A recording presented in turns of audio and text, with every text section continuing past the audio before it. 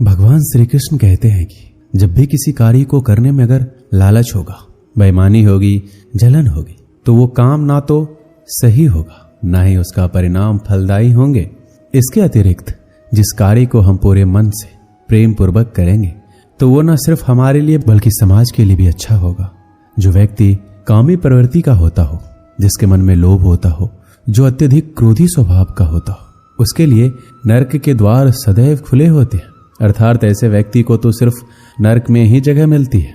श्री कृष्ण कहते हैं मनुष्य सब कुछ चाहता है पर सब कुछ उसे मिल नहीं सकता। आपको जो नहीं मिला उसके लिए पश्चाताप मत करो, जो आपसे अलग हो गया उसके लिए निराश मत हो।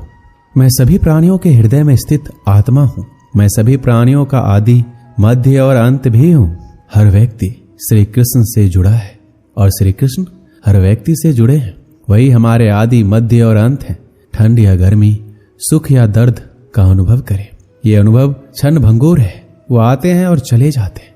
उन्हें धैर्यपूर्वक सहन करें। समय एक सा नहीं रहता। आज दुख है तो कल सुख भी आएंगे और सुख के बाद दुख भी आना स्वाभाविक है।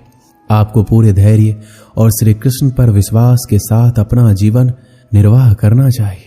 सत्य कभी नष्ट नहीं हो सकता। अच्छा करने से नहीं डरना चाहिए। लोग अक्सर सच कहने से बचते हैं या डरते हैं, पर सत्य कभी छुप नहीं सकता, ना ही कभी मिट सकता है। कितना भी छुपा ले पर सच तो उजागर हो ही जाएगा। इसलिए जो बात सच पर आधारित हो उसे करने या कहने और मानने से कभी नहीं डरना चाहिए। जो हुआ अच्छा हुआ, जो होता है अच्छे के लिए होता है। कभी कभी विपरीत परिस्थितियां हमारी वर्तमान स्थिति को अच्छा करने के लिए आती। मन चंचल होता है, इधर उधर भागता है और किसी भी कार्य की एकाग्रता का दुश्मन है। लेकिन यदि वह व्यक्ति के वश में हो जाए तो इससे अच्छा कोई मित्र नहीं। मन को एकाग्र करना जरूरी है, बस थोड़े से प्रयास और अभ्यास की जरूरत है। श्री कृष्ण कहते हैं मेरे लिए ना कोई घृणित है, ना कोई प्रिय है, ना कोई निर्धन है, ना कोई धनी। बस जो भक्ति भाव के साथ मुझे याद करते हैं, मैं उनका हूं और वो मेरे। भगवान तो बस प्रेम भक्ति के भूखे हैं। जो भी उनकी भक्ति में लीन होता है, जो भी प्रेम से उन्हें याद करता है, वो सदैव उसका कल्याण करते हैं। जब भी आप कोई बुरा कार्य करते हो या अच्छा कार्य करते हो, आपको लगता है कि कोई देख नहीं रहा है, तो यहां श्री कृष्ण कहते हैं कि जो तुम कुछ कर रहे हो उस पर मेरी दृष्टि सदैव तुम पर है। इसलिए आप ये मत समझो कि आप अकेले हैं। आपके साथ श्री कृष्ण सदैव है। हमारी सफलता और असफलता इस बात पर निर्भर करती है कि हम खुद पर कितना विश्वास करते हैं। व्यक्ति जो चाहे बन सकता है यदि पूरे विश्वास के साथ अपने लक्ष्य पर लगातार चलता रहे। जिस इंसान के चारों तरफ नकारात्मक लोग रहते हैं, उस इंसान का मंजिल से भटक जाना तय है। कहते हैं मन के हारे हार है और मन के जीते जीत। जिस प्रकार सकारात्मक विचारों से सफलता मिलती है, उसी प्रकार नकारात्मक विचार असफलता के मार्ग की ओर अग्रसर करते हैं। क्योंकि जैसा हम सोचते हैं वैसा ही हम बनते जाते हैं और अपने विचारों के माध्यम से ही हमें नकारात्मक और सकारात्मक परिणाम मिलते हैं। अपने अनिवार्य कर्तव्य का पालन करें, क्योंकि क्रिया वास्तव में निष्क्रियता से बेहतर है। मनुष्य ही एक ऐसा प्राणी है जो कर्म करता है, इसलिए कर्म करना प्रत्येक व्यक्ति का धर्म भी है। कर्म करने वाला व्यक्ति कर्मवीर कहलाता है।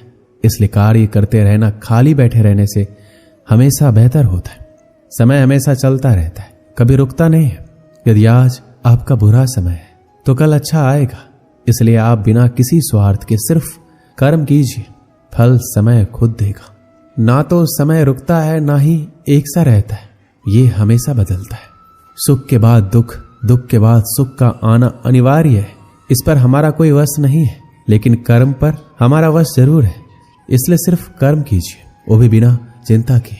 समय आने पर फल अवश्य मिलेगा। जो अज्ञानी व्यक्ति होता है वो ये गलतफहमी पाल लेता है कि मैं करता हूं, सभी कार्य मेरे द्वारा किए जा रहे हैं, उसमें अहंकार घर कर लेता है। परंतु इस सृष्टि में जो भी हो रहा है वो तो प्रकृति द्वारा किया जा रहा है। अज्ञानता के कारण व्यक्ति में जो मैं का अहंकार जन्म लेता है तो उसका पतन होना निश्चित है। श्री कृष्ण कहते हैं कि वो किसी के भाग्य के निर्माता नहीं है। व्यक्ति खुद ही अपना भाग्य लिखता है। आप जैसा बीज बोएंगे आप वैसा ही फसल काटेंगे। आप जैसा कर्म करेंगे आपको वैसे ही परिणाम मिलेंगे।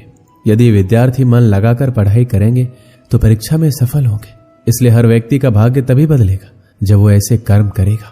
पृथ्वी, जल, अग्नि, वायु, आकाश, मन, बुद्धि और अहंकार, ये मेरी प्रकृति के 8 विभाग है। जो कुछ भी है वो वर्तमान में है। जो बीत गया है वो नहीं आएगा, और जो आने वाला है उसकी चिंता नहीं, बल्कि खुले हाथों से वर्तमान का स्वागत करें। श्री कृष्ण कहते हैं, मन उन लोगों के लिए दुश्मन की तरह काम करता है जो इसे नियंत्रित नहीं करते, और जिसने अपने मन को जीत लिया है उसके लिए मन सबसे अच्छा मित्र है। क्रोध में इंसान भ्रमित हो जाता है, और भ्रम से बुद्धि व्यग्र हो जाती है, और अपने गलत फैसले के चलते उसका पतन शुरू हो जाता है। खुशी मन की वो अवस्था है जिसका बाहरी दुनिया से कोई लेना देना नहीं है। कोई भी व्यक्ति जो अच्छा काम करता है उसका कभी भी बुरा अंत नहीं होगा, चाहे यहां या आने वाले संसार में। श्री कृष्ण कहते हैं, तुम अपने आप को मुझे अर्पित करो, यही सबसे उत्तम सहारा है। जो इस सहारे को जानता है वो भय, चिंता, शोक से सर्वदा मुक्त है। इच्छाओं में कमी ही सुख की कुंजी है। उम्मीद ही आपको रिश्ते में कमजोर बनाती है।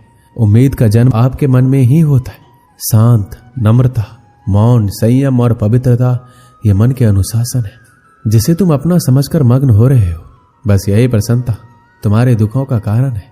कर्म मुझसे नहीं चिपके रहते, क्योंकि मैं उनके परिणामों से जुड़ा नहीं हूं। जो लोग इसे समझते हैं उसका अभ्यास करते हैं, वो स्वतंत्रता और खुशी से रहते हैं। मेरा, तेरा, छोटा, बड़ा, अपना पराया मन से मिटा दो, फिर सब तुम्हारे हैं, तुम सबके हो। आप अकेले आए हैं, अकेले ही जाना है, इसलिए खुद पर भरोसा रखो। एक गरीब किसान को उसके एक मित्र ने कुछ बीज दिए और उसे बताया कि ये बीज बांस के पेड़ की उस प्रजाति के हैं जो बाहर के देशों में पाए जाते हैं। इन पेड़ों की ऊंचाई 90 फीट तक होती है। किसान ने वो बीज अपने मित्र से लिए और उन्हें अपने खेत में बो दिए। उन्हें आशा थी कि जिस दिन वो बांस के ऊंचे पेड़ बन जाएंगे, उन बांसों को बेचकर वो अच्छी आमदनी करेगा और उसका परिवार एक अच्छा जीवन जी पाएगा। वह उन बीजों को पानी देता, देखभाल करता, रात में भगवान से प्रार्थना करता कि उसके सपने पूरे हो जाए और इन बीजों से 100% परिणाम मिले। वह रोज अपने खेत में जाकर देखता कि बीज अंकुरित हुए हैं या नहीं, लेकिन उसे उनमें कोई भी परिवर्तन दिखाई नहीं पड़ता। इस तरह 1 वर्ष बीत गए, लेकिन उन बीजों से अंकुर नहीं फूटे। अन्य बीज समानतः 1 सप्ताह में अंकुरित हो जाते थे और कुछ महीनों में ही फसल आ जाते थे।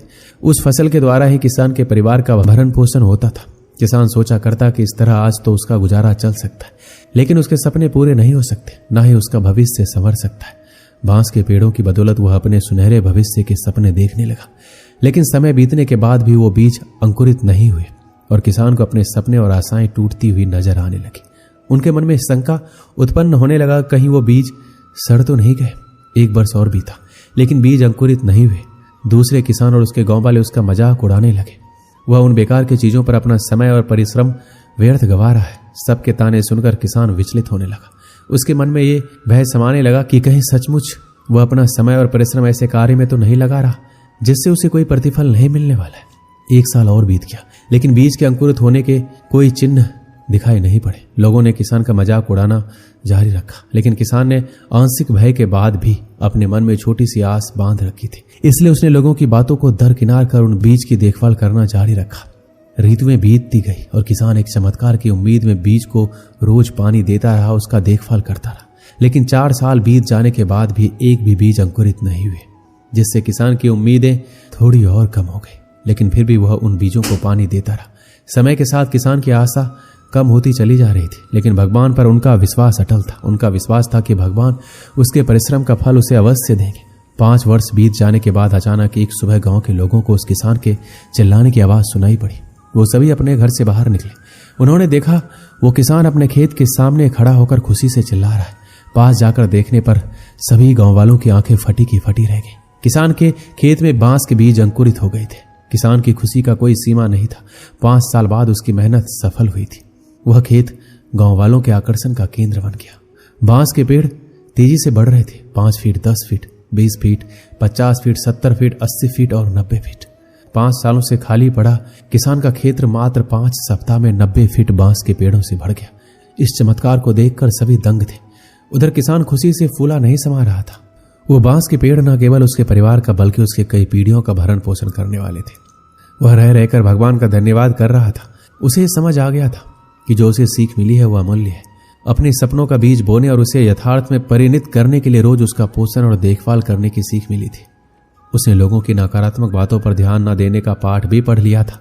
उसे अपने भय और शंकाओं से परे हटकर अनवरत परिश्रम करने का महत्व समझ लिया था। साथ ही भगवान पर उसका विश्वास और अटल हो गया था। किसान ने पूरे गांव के सामने एक उदाहरण प्रस्तुत किया, जिसके बाद गांव के अन्य किसान भी अपने खेतों में बांस का पेड़ उगाने लगे और धैर्य से हर दिन उसकी देखभाल करने लगे।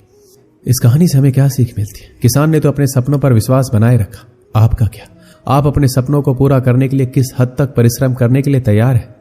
आप में कितना धैर्य है? अपने सपनों पर विश्वास रखिए, खुद पर विश्वास रखिए, धैर्य से परिश्रम करते रहिए, सफलता अवश्य प्राप्त होगी। दोस्तों, इस वीडियो में बस इतना है। मिलते हैं।